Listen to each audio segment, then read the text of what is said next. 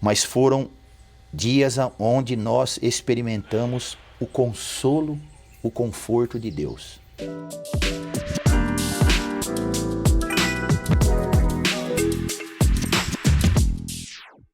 Olá pessoal, estamos aqui com mais um Café com Sal. E hoje temos um convidado especial, que é o pastor Davi Munhoz. Davi Munhoz é pastor da Igreja Batista Betel e hoje está nos dando o privilégio dessa entrevista, desse bate-papo aqui descontraído.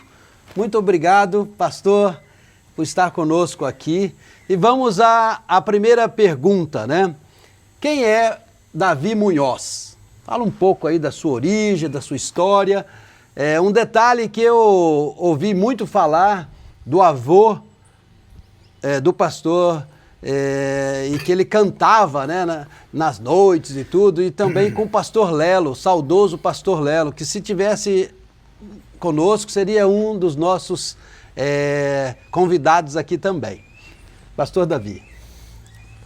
Salviano, eu quero agradecer o privilégio do seu convite, o privilégio de podermos compartilhar alguma coisa aqui e ainda mais nesse ambiente tão gostoso aqui da sua chácara. A gente se sente muito bem aqui. Quem é o Davi? O Davi é o marido da Rose. Marido da Rose, filho do seu Márcio Munhoz, da dona Elisa. E a minha mãe, que é filha do pastor Orfeu. A gente tem buscado, né, ser um discípulo de Jesus. E muito dessa minha caminhada com Jesus, eu devo aos meus avós maternos, que é o pastor Orfeu e a dona Leonor. Porque desde a minha infância eu tive o privilégio de crescer no ambiente da igreja, ouvindo o testemunho deles, ouvindo o testemunho do meu avô, né? Que você pôde conhecer muito bem, o pastor Orfeu. E então esse é o Davi. Sou um menino que nasci em São Paulo, cresci no bairro do Mandaqui, na Zona Norte, próximo de Santana, Zona Norte de São Paulo. E com 14 anos a minha mãe, devido a ter se divorciado do meu pai, nós mudamos aqui para Bauru. Minha mãe, eu, minha irmã. E logo depois de algum tempo veio também o meu avô, Orfeu, e minha avó Leonor vieram para cá também, né? E então nós, como a gente já estava conversando, né? Quem é o Davi, né? Hoje eu já sou mais bauruense que paulistano, né? E nós estamos aqui hoje em Bauru, servindo ao Senhor. Sou casado com a Rose, né? E uma esposa maravilhosa. E estamos aí nessa busca, né, de ser um discípulo de Jesus. Davi, quando começou, né, de fato, essa questão de você ser um pastor, né? Quando que você sentiu que esse seria o seu legado, o seu ministério? Começou na minha infância. Como eu cresci na igreja, que meu avô Orfeu, ele plantou uma igreja em São Paulo, na Zona Norte de São Paulo, chamada Missão Cristã Verdade e Vida. Hoje ela faz parte da Convenção Batista Nacional. Ela se chama Igreja Batista Verdade e Vida. Fica na Avenida Guacá, número 504, na Zona Norte de São Paulo. Então eu tive o privilégio de crescer e acompanhar o meu avô. Ajudá-lo em algumas tarefas práticas assim na igreja. E observando o meu avô, eu comecei a ter o interesse assim, né, de comunicar a palavra, de pregar, né? E eu me lembro a primeira vez que eu tive essa oportunidade, meu avô estava fazendo um treinamento de pregadores, eu era menino, tinha uns 12, 13 anos, e eu fui participar do treinamento. E eu fiz o meu primeiro sermão, mas eu nunca vou esquecer o quanto que eu tremia quando eu fui fazer a apresentação do meu sermão, né? E inclusive a gente tinha também eu tive um tio-avô que morou aqui em Bauru, o irmão da minha avó Leonor, chamava-se Leonardo. Toda vez que ele me via, ele me chamava de pastorzinho. Eu era menino ainda. Mas quando eu estava em torno dos meus 16, 17 anos, eu tinha outros planos, sabe? Porque depois que eu mudei aqui para o interior, eu passei a ter bastante interesse, gostar dessa área de sítios, fazendas, pecuária. Eu cheguei a fazer alguns cursos nessa área de reprodução animal. Eu até estava pensando de entrar nessa área, mas Deus não deixou. Aquele incômodo dentro do meu coração de que eu tinha que, a minha vida eu tinha que dedicar para o Senhor. E então, quando nos meus 17 anos eu tive o privilégio de conhecer o pastor Abílio da Comunicação e Missão Cristã, na época eu nem era membro de lá, eu era da Renovada, eu fui um tempo da Cristã Renovada. Uhum. E aí o pastor Abílio me convidou: Davi, você não quer ser um dos alunos da nossa escola de Ministérios e Missões? Era uma escola de internato, né, que a gente morava na chácara, onde é a chácara da missão. E nós tinha tanto os estudos, né, de teologia e de diversas áreas. Tivemos excelentes professores lá, como também o próprio trabalho na chácara e o envolvimento nas frentes de trabalho da igreja, né? Ali acabou de aflorar esse chamado, esse despertamento também no meu coração, né? Uma das coisas também que me levou assim para o ministério, eu desde criança, eu sempre pensei assim, eu vou ser missionário na Espanha. Porque eu sou descendente de espanhóis, né? Eu tenho... sempre tive esse... Só que nós pensamos uma coisa, né? Mas Deus vai delineando a nossa vida, né? Nem sempre aquilo que nós pensamos, que nós achamos, é o que realmente, né? Também a gente não sabe do futuro, né? Mas isso também foi algo que foi me encaminhando para o ministério. E depois que eu, então, ingressei nessa escola da missão, chamava-se Escola de Ministérios e Missões. Foi uma bênção na minha vida. Inclusive, por 8 anos fiz parte lá da missão, né?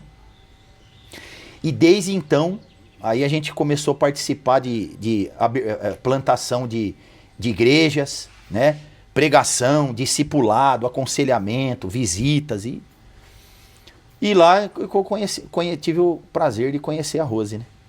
Que hoje é minha esposa, né? Então começou assim. Aí depois a gente veio para Betel, né? Para a Igreja Batista Betel. E o pastor Edson também, vendo, né, alguma inclinação em nós, ele... Graças ao incentivo dele, ao apoio dele, à abertura dele, nós fomos nos desenvolvendo, também participando de pregações e de diversos trabalhos da igreja, até que em 2010 ele me convidou para trabalhar em tempo integral na igreja. Uhum. Então, desde 2010 nós estamos em tempo integral. E no ano de 2013 eu fui ordenado, né, pela Ormiban, né? Passei pelo processo da Ormiban. E estamos aí com a mão no arado. Maravilha. Graças a Deus. Você viu que eu falo bastante, né? Mas está ótimo. Uma das coisas que eu posso dizer que percebi no pastor Davi, ele tem essa questão mesmo. Até havia perguntado se ele nasceu no sítio, né? Porque na sua homilia, né, na própria homilética lá, ele cita muito o interior, o campo, né? Mas eu me lembro também que você disse que trabalhou até num frigorífico. Trabalhei. Também. Eu trabalhei quase 9 anos no frigorífico Mondelli. Eu não era funcionário do frigorífico, eu era terceirizado, né? Mas foi ali no frigorífico que eu pude aprender muita coisa. Eu comandava lá uma equipe, eu cheguei a cuidar de 70 pessoas lá no frigorífico. Foi uma experiência muito importante para mim, né? Eu trabalhei lá até esse convite que o pastor Edson fez para mim, né? E até é interessante essa história, né? Porque eu trabalhava no Mondelli, eu era encarregado, tudo. Se eu quisesse, eu podia ficar tranquilo, só dando coordenadas pro pessoal, né? Mas eu nunca fui assim, eu sempre também coloquei a mão na massa, né? Então eu pegava trator, roçava. Algumas vezes lá, quando eu tinha necessidade, eu engatava, tinha uma carreta tanque, enchia de água, para molhar a muda e planta e fazer. E numa dessas vezes o pastor Edson estava com o Vinícius, seminarista, não sei se você lembra dele, ele passou um tempo aqui em Bauru, hoje ele está lá no Santa Catarina. Eles estavam evangelizando na Avenida Marcos e Paula Rafael. E aí o pastor Edson me viu pilotando o trator, de uniforme, bota de borracha, capacete. E ele me viu ali e eu parei para conversar com ele e tudo, mas aquilo chamou a atenção dele. E depois daquilo ele me convidou para a gente ter o privilégio, né? Porque a gente trabalhar junto com o pastor Edson é um privilégio. Nós começarmos a servir na igreja em tempo integral, né? E uma coisa é certa, né, Salviano? Deus chama as pessoas que estão ocupadas, né? Quem está trabalhando, quem está envolvido, né? Quem está... E eu tive esse privilégio, que um privilégio imerecido, né? Eu devo muito ao pastor Edson, pela minha formação que eu ainda estou tendo, né? Porque eu sou ainda jovem, ainda não parece muito, mas eu sou jovem. A formação que nós temos, o aprendizado, né? E isso tem um valor inestimável. Quem tem posto a mão no arado não pode mais olhar para trás. Exatamente. Né? Foi bom você falar isso. Uma das coisas que, inclusive, ontem eu estava partilhando numa igreja da Assembleia de Deus, as experiências, né? Às vezes as pessoas não sabem o que é um obreiro. Por exemplo, no Esquadrão da Vida, né? Nós somos motorista, apicultor, suinocultor e nas horas vagas a gente ainda ia no Ceasa buscar comida estragada para comer, né? Aproveitar, né? E então é uma vida assim que só quem viveu sabe, né? E realmente é trabalho. A vida missionária, a vida de quem realmente se dedica, né? A outras vidas e tem essa noção de que esse é o nosso maior legado, né? Como o Provérbios diz, sábio é o que ganha almas, né? Então isso é muito importante a gente saber das histórias. Esse é um dos maiores objetivos desse podcast, né? Nós não eternizarmos, né? Porque eternidade é um outro sentido, mas deixarmos por muito tempo nas redes sociais para que pessoas vejam, né? Que se alguém está naquele local ali, está ministrando ou ajudando, ver a história. Muitas vezes a gente peca por não ver as raízes, né? Estava vendo sobre John Wesley e muitos outros, né? Que passaram, né, do século XVII. É interessante as pessoas lerem sobre isso, para entender como que funcionava a vida dessas pessoas, né? Como que eles se dedicavam mesmo, e muitas vezes no anonimato, né? Que é algo que, lógico, algumas coisas ainda veem, mas o que deve realmente permanecer até no anonimato, conforme a palavra, que a mão direita faz, a esquerda não vê, mas a gente tem que também trazer à tona, porque isso fortalece outras pessoas. Até já tendo aqui um engate na próxima pergunta, né? Qual seria a sua mensagem para essa geração? Porque nós estamos vivendo aí dias difíceis, né? Em várias camadas da nossa sociedade. Então, qual seria a sua mensagem, Davi, para pessoas que podem, né? Daqui a pouco você está passando seu cajado, né? Então, qual seria a sua mensagem? A minha mensagem é a mensagem do profeta Jeremias. Buscai o Senhor enquanto se pode achar. Invocai-o enquanto está perto. Porque Ele é rico em perdoar. Eu creio que a maior necessidade da nossa geração, tanto das pessoas que ainda não têm contato com o Evangelho, com a igreja, com nada disso, como para os próprios crentes de hoje. Buscai o Senhor enquanto se pode achar, porque nós sabemos que ainda a porta da graça de Deus está aberta, né? Hoje é o dia da salvação. Hoje é o tempo da oportunidade. Amanhã a gente não sabe. Uma hora, esse tempo vai terminar. Em breve o Senhor Jesus vai voltar. E pode acontecer também de qualquer hora, qualquer um de nós partir. Isso não depende, é jovem, é criança, idoso, isso não... Então nós precisamos buscar o Senhor enquanto se pode achar, porque todo aquele que invocar o nome do Senhor será salvo, né?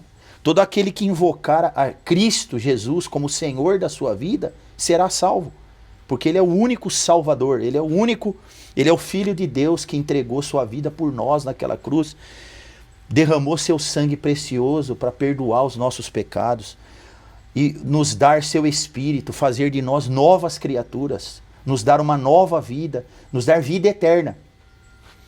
Tudo nesse mundo vai passar. Até esse lugar tão bonito que nós estamos, tudo isso aqui vai passar. Né? E como Jesus perguntou para aquele homem rico, né, no Evangelho, né? Louco, esta noite pedirão a tua alma. E o que tens preparado, para quem será? Então busque o Senhor Jesus enquanto você pode encontrá-lo. Não importa os caminhos por onde você já andou, o que você já viveu, os escorregões que você já deu na sua vida. O Senhor, Ele não lança fora nenhuma pessoa que for a Ele. E essa é uma mensagem também para os próprios crentes dos nossos dias. Porque nós vivemos hoje uma geração assim, né? E pode ser, eu não sei se vocês vão concordar comigo, mas é uma geração de cristãos e crentes que estão precisando buscar mais o Senhor, né? Busque o Senhor enquanto você pode achá-lo. Essa é a minha mensagem, Jeremias, a mensagem do profeta Jeremias. Excelente. Estava me passando desapercebido uma pergunta também que eu acho legal a gente fazer, que é a experiência que você teve, né? Uma grande experiência, né? Tem várias experiências, inclusive você tem até experiências engraçadas que eu já ouvi você falando. Aquilo que vier à sua mente, assim, que foi uma experiência tanto ministerial quanto alguma coisa que vier aí primeiro que você acha que é uma boa experiência para se contar. Uma experiência muito importante que eu tive na minha vida, e não só eu, minha esposa também, foi quando nós tivemos a nossa filha. No ano de 2006, a nossa filha nasceu. Se ela estivesse viva hoje, ela teria ela teria 20 anos. Ela nasceu no dia, se eu não me engano, no dia 31 de agosto de 2006. Minto. Dia 13 de julho de 2006 ela nasceu. 13 de julho de 2006. E durante a gestação da minha esposa, pré-natal, tudo perfeito, sem problema nenhum. Mas quando ela nasceu, a minha filha apresentava as características da síndrome de Edwards, que é aquela chamada trissomia 18. E é muito difícil uma criança sobreviver a essa síndrome. Os casos mais... os que viveram mais chegaram a 7 meses, 1 ano, mas é só sofrimento, né? É má formação grave do coração, problemas cognitivos e etc. E aí a minha filha nasceu convulsionando, apresentando esses problemas. Com 4 dias de vida teve que fazer uma cirurgia do coração. Com 9 dias teve que fazer outra. Foram dias muito doloridos para nós. Mas foram dias onde nós experimentamos o consolo, o conforto de Deus. Por quê? Muito porque Deus acabou assim nos direcionando para nós também ajudarmos os outros pais das crianças que estavam na UTI neonatal do Hospital Unimed de Bauru. O que acontecia? A gente ia visitar nossa filha e eu gostava muito de cantar aquele hino Descansando no Poder de Deus. Pode dar uma... Descansando nos eternos braços do meu Deus, vou seguro, descansando no poder de Deus. Do cantor cristão. Então, esse hino me ajudou muito nesse período. Então eu cantava para ela, orava, e os outros pais viam a gente fazendo aquilo com a nossa filha. Falei, escuta, não dá para vocês virem orar pelos nossos filhos também?